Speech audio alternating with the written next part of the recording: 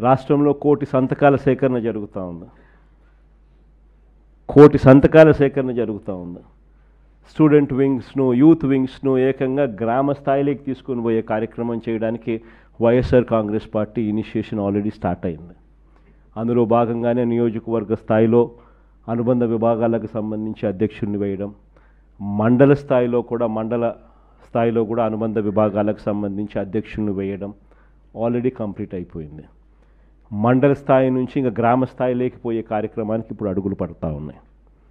గ్రామ స్థాయిలో కూడా స్టూడెంట్ అనుబంధ విభాగం రావాలి, యూత్ అనుబంధ విభాగం రావాలి.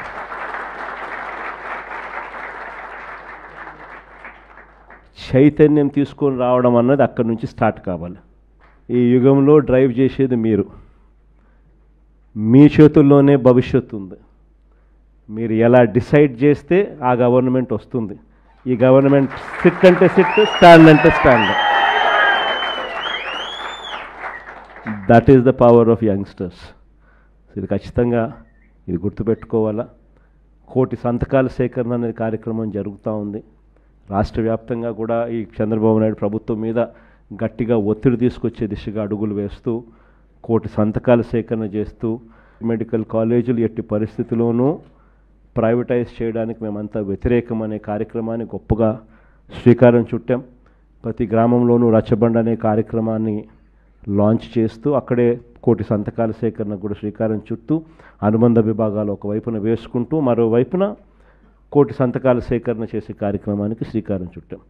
సో అవన్నీ కూడా మీరు దగ్గరుండి మీరు కూడా ఇన్వాల్వ్ అయ్యి, మీరు ఇన్వాల్వ్ కావడమే కాకుండా ఇంకా న్యూట్రల్స్, ఇంకా లైక్ మైండెడ్ పీపుల్ను, ఇంకా మిగతా వాళ్ళందరినీ కూడా మనం అందరినీ కూడా కలుపుకొని పోయే కార్యక్రమాలు కూడా చేస్తూ అందరినీ కూడా ఈ స్ట్రీమ్ ఆఫ్ థింకింగ్ లేకి ఎక్స్ప్లెయిన్ చేస్తూ వీళ్ళందరినీ కూడా మమేకం చేస్తూ ఈ కార్యక్రమం జరిగించాలి.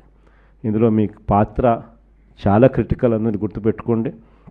ఐ థింక్ 12వ తారీఖున ప్రతి నియోజకవర్గంలోనూ కూడా ఈ కార్యక్రమాలు, ఈ ర్యాలీస్ చేసి, అసెంబ్లీ స్థాయిలో ర్యాలీస్ చేసి ప్రొటెస్ట్ తెలియజేసే కార్యక్రమాలకు జరుగుతూ ఉంది.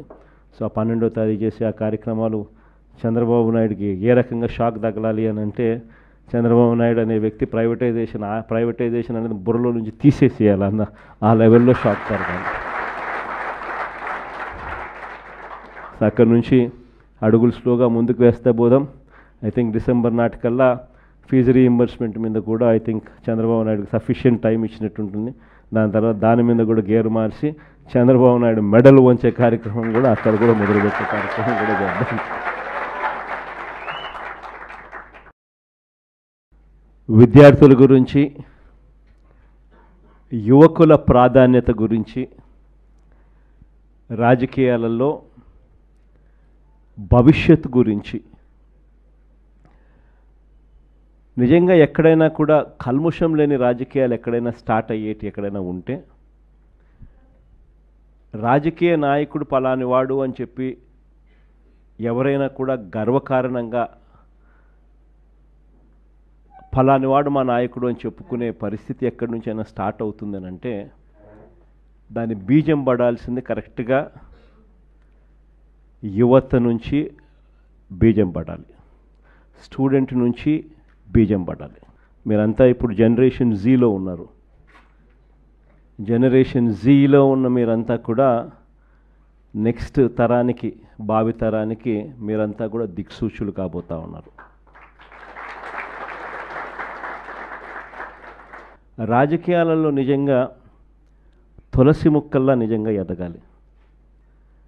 రాజకీయాలంటే ఎలా ఉండాలి అని అంటే, ఫలానోడు మన రాజకీయ నాయకుడు, ఫలానివాడు మా నాయకుడు అని చెప్పి కాలర్ ఎగిరేసుకొని చెప్పే విధంగా కింద వాళ్ళు మన వైపును చూసే పరిస్థితి ఉండాలి.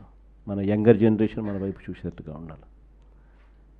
దట్ కెన్ ఓన్లీ హ్యాపెన్ మనలో ఆ గుణాలు కనిపించినప్పుడు, మనలో ఆ క్యారెక్టర్ కనిపించినప్పుడు మాత్రమే ఆ పరిస్థితులు వస్తాయి.